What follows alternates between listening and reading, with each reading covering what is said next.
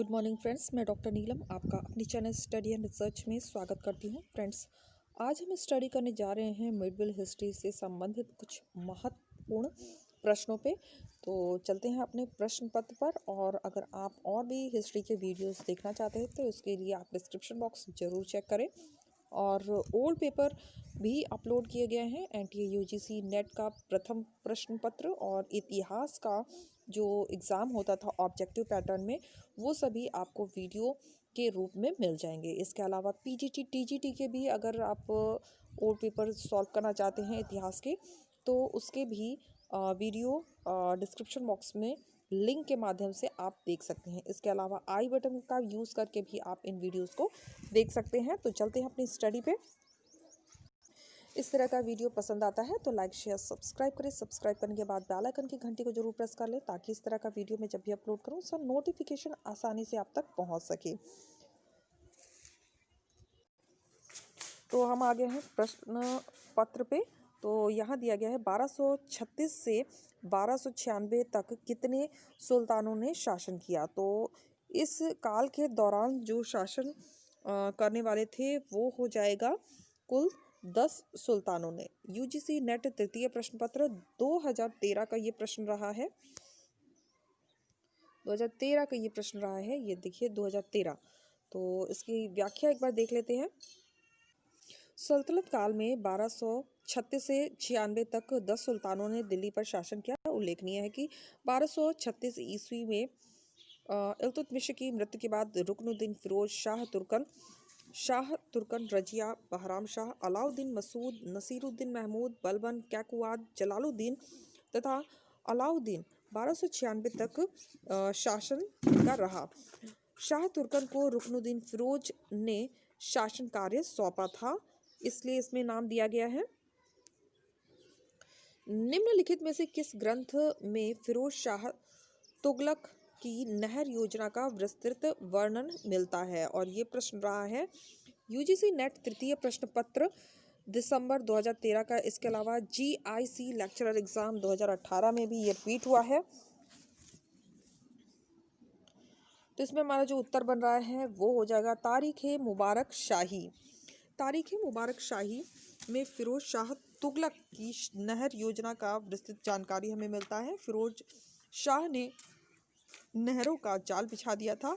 याह्या बिन अहमद सरहिंदी ने फिरोज काल में 5 नहरों का उल्लेख किया। यमुना से हिसार, उलुग खानी नहर और सतलज से घग्गर, सिरमौर से हांसी, घग्गर से फिरोजाबाद, यमुना से फिरोजाबाद। इसके अलावा अफीक ने तारीख फिरोज शाही में फिरोज शाह द्वारा बनाई गई 2 नहरों का उल्लेख किया है। अतः प्रश्नानुसार बी व सी दोनों हो सकते हैं। इसमें थोड़ा कंफ्यूजन है जिसकी वजह से बी और सी दोनों ही दिया गया है, क्योंकि कभी कभी इसका भी उल्लेख आता है। तो इसमें हम कह सकते हैं बी और सी दोनों ही हो जाएंगे। तो आ जाते हैं नेक्स्ट क्वेश्चन पे। अलाउद्दीन खिलजी के सुधारों के संबंध में निम्नलिखित कथनों पर ध्यान दीजिए।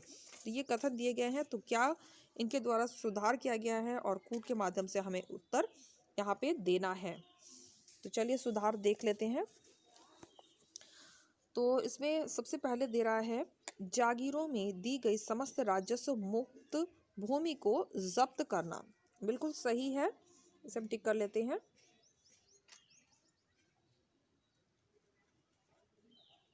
इसके बाद है अपनी सेना में दाग और चेहरा को लागू करना, ये भी सही है।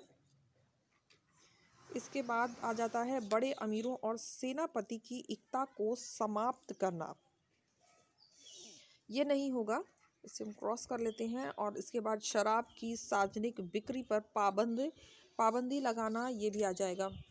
तो हमारा 1, 2 और 4 ले सकते हैं।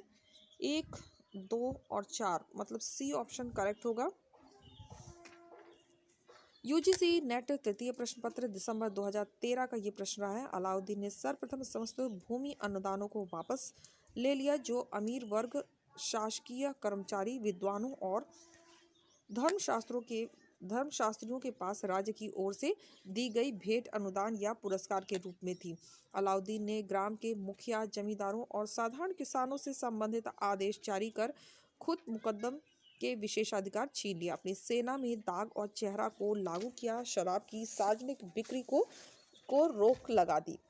तो फ्रेंड्स, यहाँ पे आपको एक जानकारी देना चाहूँगी कि अगर आप ऑनलाइन क्लास में जुड़ना चाहते हैं तो मंडे 4 PM जुड़ सकते हैं। ये क्लास ओनली वीकली रहती है। तो लाइव क्लास भी स्टार्ट कर दिया है। आपके कमेंट जो आते थे उसी के अकॉर्डिंग की लाइव क्लास होनी चाहिए, लेकिन रोज़ ये लाइव क्लास नहीं होती है, केवल वीकली होती है, ओनली मंडे 4 PM। तो आ जाते हैं अपने प्रश्न पे। गयासुद्दीन तुगलक के द्वारा तुगलक वंश की नींव रखने से संबंधित निम्नलिखित कथनों में से कौन सा कथन सही नहीं है? तो जो कथन हमारा सही नहीं हो रहा है उसी को ढूंढना है। सबसे पहला कहता है, सिंहासनारूढ़ होते समय गयासुद्दीन के अधिकारों को एक मत से स्वीकृत किया गया। ये सही है। फिर गयासुद्दीन के पास भारी गिनती में वफादार सिपाही थे जिन्होंने उसे समर्थन दिया। करेक्ट है। इसके बाद सल्तनत काल की स्थिरता के लिए दिल्ली में लोगों ने भारी योगदान दिया। ये भी करेक्ट है। फिर सल्तनत काल का खजाना जो उसे विरासत में मिला था बहुत सुदृढ़ था। यही गलत हो रहा है और यही हमारा उत्तर हो जाएगा। तो ऑप्शन डी हमारा उत्तर बन रहा है। यूजीसी नेट तृतीय प्रश्न पत्र 2013 का ये प्रश्न रहा है। इसको व्याख्या में एक बार देख लेते हैं। गयासुद्दीन तुगलक ने 1320 में तुगलक वंश की नींव डाली थी। गयासुद्दीन तुगलक के पास भारी गिनती में वफादार सैनिक थे जिन्होंने उसका पूर्ण समर्थन किया तथा दिल्ली के लोगों का भी काफी प्रोत्साहन मिला।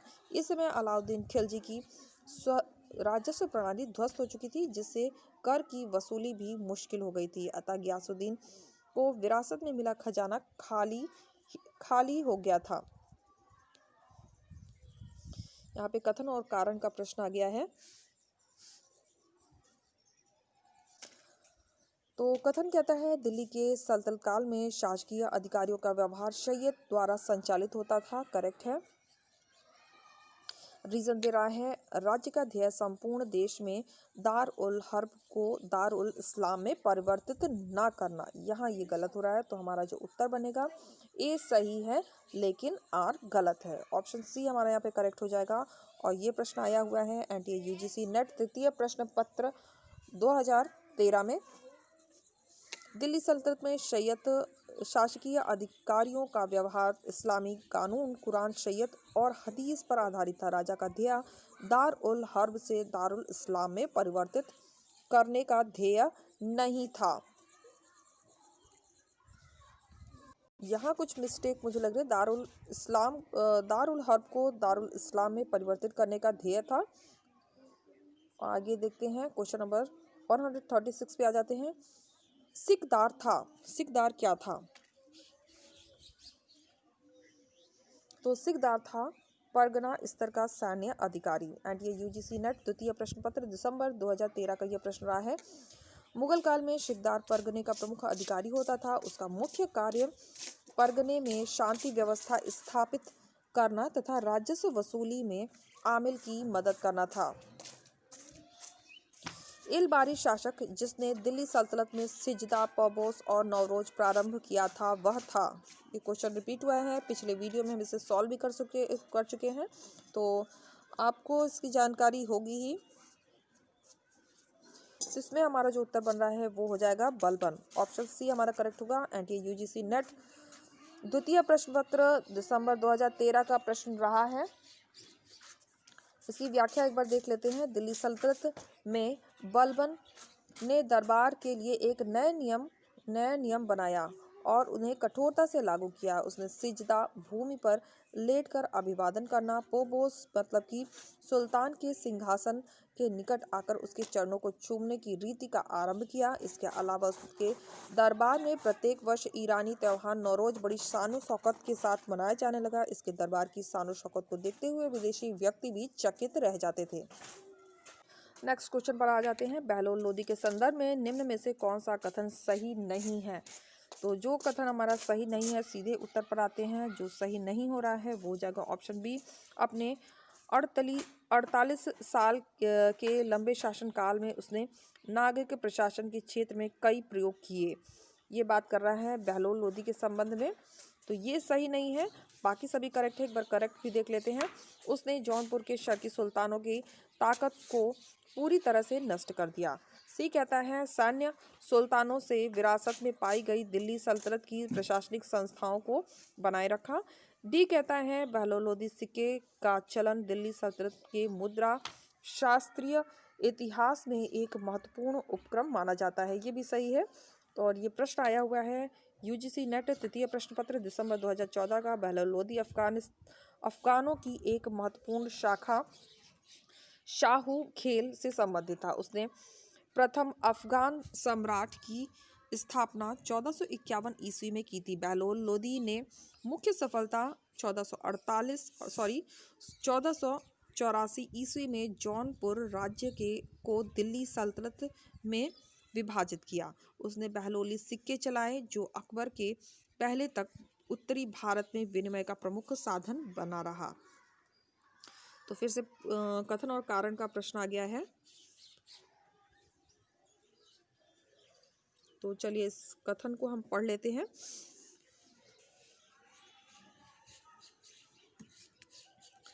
कथन कहता है अलाउद्दीन खिलजी के उत्तराधिकारियों के अंतर्गत विस्तार एवं केंद्रीकरण की नीति जारी रही। करेक्ट है।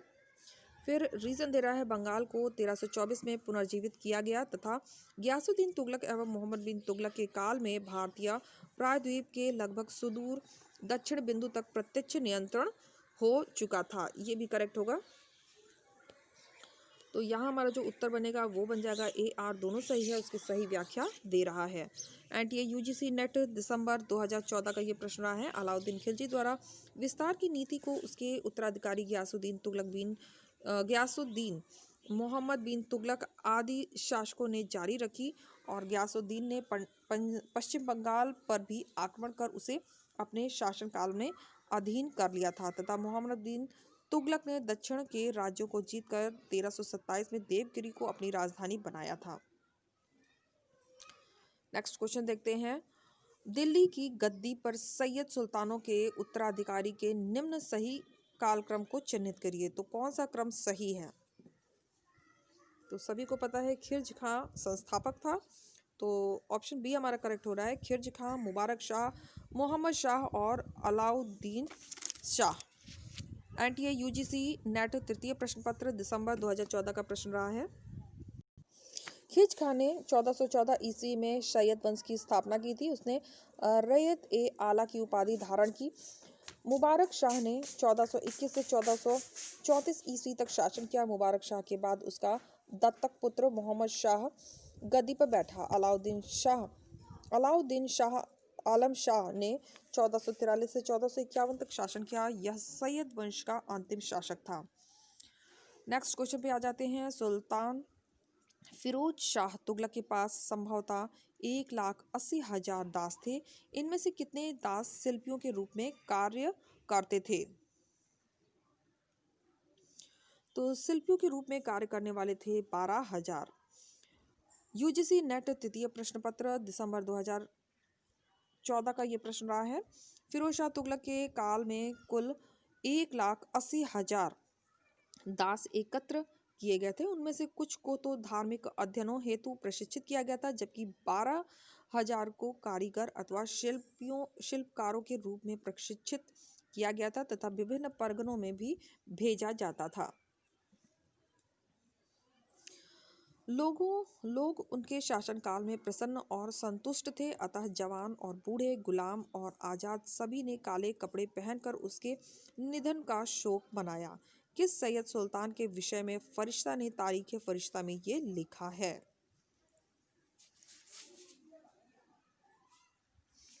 ये लिखा गया है खिलजी खां के संबंध में। ऑप्शन ए हमारा करेक्ट होगा। और यूजीसी नेट द्वितीय प्रश्न पत्र दिसंबर 2014 का ये प्रश्न रहा है।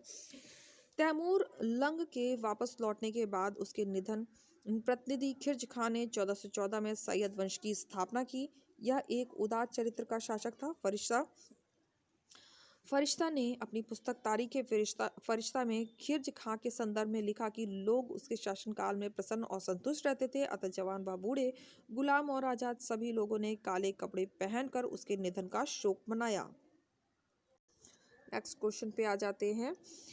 दिल्ली सल्तनत के उत्तराधिकारी निम्नलिखित गुलाम सुल्तानों का सही कालक्रम क्या है? तो हमें इसे क्रम पहचानना है, कौन सा सही दिया है। तो क्रम हमारा ऑप्शन सी सही हो रहा है, रुकनुद्दीन फिरोज शाह, इसके बाद आया मुइजुद्दीन बहराम शाह, अलाउद्दीन मसूद और नसीरुद्दीन महमूद। और ये क्रम का प्रश्न आया हुआ है एनटीए यूजीसी नेट द्वितीय प्रश्न पत्र 2014 में। व्याख्या देख लेते हैं। दिल्ली सल्तनत के उत्तराधिकारी गुलाम सुल्तानों का सही क्रम इस तरह से है। रुकनुद्दीन फिरोज जो कि 1236 से 1236 तक उसका शासन रहा। रजिया सुल्तान 1236 से 1240 तक रही। इसके बाद मुइजुद्दीन बहराम शाह 1240 से 1242 तक, अलाउद्दीन मसूद 1242 से 1246 और नसीरुद्दीन महमूद हो गए 1246 से 1266 तक। नेक्स्ट क्वेश्चन देखते हैं। अलाउद्दीन खिलजी कालीन प्रशासन में राजसी खुफिया विभाग का मुखिया क्या कहलाता था? ये कहलाता था बरीद ए मामलिक।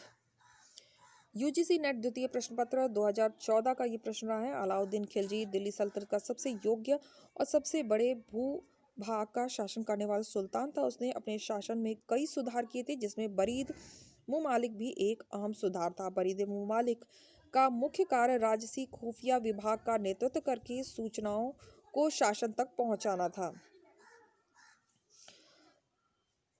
सल्तनत काल में गया में बनाए गए सूर्य मंदिर के एक शिलालेख में एक सुल्तान का नाम 2 बार आया है। यह सुल्तान कौन था? तो ये सुल्तान था फिरोज शाह तुगलक। ऑप्शन डी हमारा यहाँ पे करेक्ट होगा। एनटीए यूजीसी नेट तृतीय प्रश्न पत्र जून 2015 का ये प्रश्न रहा है। सुल्तान फिरोज शाह तुगलक का गया बिहार में बनाए गए सूर्य मंदिर के एक शिलालेख में उसका नाम 2 बार आता है। उसने इस हिंदू मंदिर को नष्ट किया था। इसके अलावा फिरोज शाह द्वारा अनेक हिंदू मंदिर को नष्ट करने, हिंदू मेले को भंग करने, हिंदुओं को मुसलमान बनाने अथवा उनका वध करने का भी वर्णन मिलता है। नेक्स्ट क्वेश्चन पर आ जाते हैं। निम्न में से कौन सा सही नहीं है? मतलब जो इनकरेक्ट है उसी को हमें चूज करना है।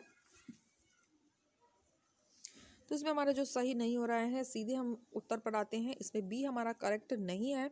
इसामी मीनहास उस सिराज इस कथन से सहमत नहीं है कि विश्व के विभिन्न स्थानों के लोगों ने नव स्थापित शहर दिल्ली को की ओर एक कतार सी लगा दी थी। ये सही नहीं है, बाकी सभी करेक्ट हैं। एक बार सही वाले भी पढ़ लेते हैं। फखरे मुदबिर ने युद्ध कला पर अपनी पुस्तक को इल्तुतमिश को समर्पित किया। ये करेक्ट है। इसके बाद मीनहास कहता है कि रजिया में शासक बनने के सभी प्रशंसनीय गुण और आवश्यक योग्यताएं थी। मीनहास ने कहा है, बिल्कुल करेक्ट है। आगे चलते हैं। रजिया द्वारा गैर तुर्कों को महत्वपूर्ण पदों पर नियुक्ति ने तुर्की अमीरों को नाराज कर दिया था, जिसकी वजह से उन्होंने रजिया को अपदस्थ करने की योजना बनाई। ये भी करेक्ट है। और इसमें ये जो प्रश्न है वो आया है एनटीए यूजीसी नेट तृतीय प्रश्न पत्र 2015 का ये प्रश्न रहा है। डिटेल देख लेते हैं एक बार। मीनहास उस सिराज के अनुसार रजिया में वे सभी प्रशंसनीय गुण थे जो एक सुल्तान में होने चाहिए। रजिया द्वारा विदेशी और तुर्की मुसलमानों को विभिन्न शासकीय पदों पर नियुक्त करना उसकी योजना थी। उसके द्वारा वह गुलाम तुर्की सरदारों की शक्ति तोड़ना चाहती थी। इसे तुर्की गुलाम सरदार सहन न कर सके। फखरुद्दीन मुतबिर इल्तुतमिश के शासनकाल में थे। मदन ए शिफा ए सिकंदर शाही किससे संबंधित है? तो ये संबंधित है आयुर्वेद से। एनटीए यूजीसी नेट जून 2015 का ये प्रश्न रहा है।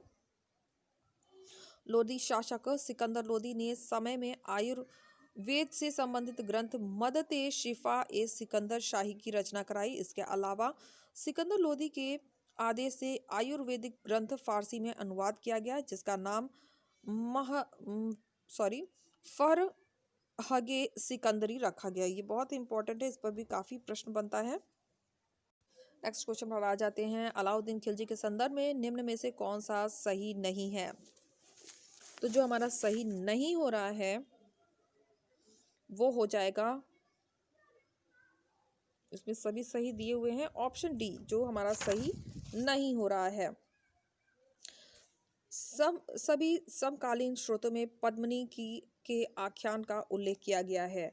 तो यहाँ मैं आपको एक बार स्क्रोल करके दिखा देती हूँ, अगर आप पढ़ना चाहें तो वीडियो को स्टॉप करके पढ़ लें।